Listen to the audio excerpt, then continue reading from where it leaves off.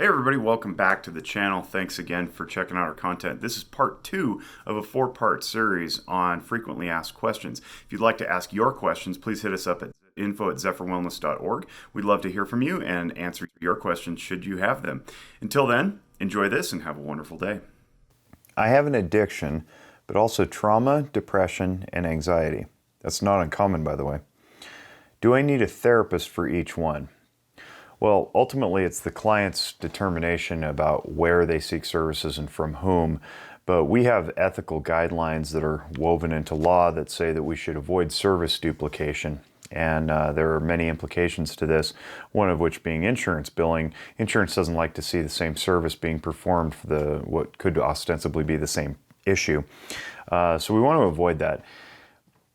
The best practice would be to seek somebody who can treat all of those from a systemic lens and get at the root of the problem so that the symptoms of that root, meaning the leaves of the tree, so to speak, can be addressed rather than continuing to treat all the leaves that pop out. Because we can clip so many leaves off a tree, but they just keep growing back. And it ends up being a little bit like therapeutic whack-a-mole. So I can treat your anxiety, and then maybe your addiction increases. I can help you with your addiction, and then your anxiety increases. Maybe the depression goes along with it, and so on and so forth. At the root of the problem is something different and not necessarily diagnosable. So we encourage you to seek one clinician who can treat it all-encompassing. Now I'm talking solely about mental health issues, not physiological issues. That would be a different insurance code that gets billed to your insurance. And I can address that in a different video. But the point is, we don't want to do service duplication. And if you do choose to seek multiple providers for multiple issues, they should all be talking to one another. That's in ethic. Ethic is bound into law. And if you have an addiction specialist, you have a trauma specialist, you have an anxiety specialist, you have a depression specialist, and you're seeing all 4 of them multiple times in the same week, first of all, it's very cumbersome on your schedule, and we don't necessarily want to intrude that much into your life. But all those people should be talking to one another so that they're all marching in the same direction, and we don't want to be giving conflicting signals to you. Can I get a copy of my records?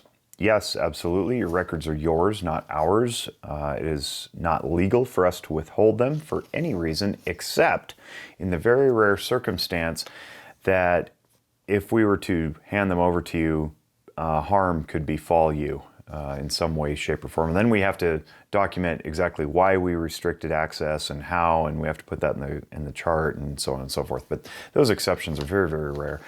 One word of caution, though, on obtaining your records. You have to be mindful that unlike medical records, which are sometimes accurate portrayals of physiology in your body, and you do want that scientific knowledge to be translated to somebody else's care, in ours, our conversations and the way we record them are mere snapshots in time of whatever you're struggling with. Remember, we only document a couple of paragraphs for an hour's worth of conversation. And it's possible that when those records get out into whomever's hands they fall, they could misinterpret what's going on and or miss the big picture. So we encourage, at least at Zephyr Wellness, to ask for a treatment summary.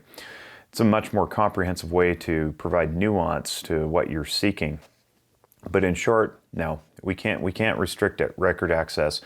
We just want you to be mindful that what's contained in there may be something that you don't necessarily want shown to the public in, say, the court of law through a discovery process, or simply by blowing out through your window of the car as you're driving down the street. All jokes aside, please be careful with whatever you ask for in the manner of medical records, because they are just snapshots and they do lack context in most cases.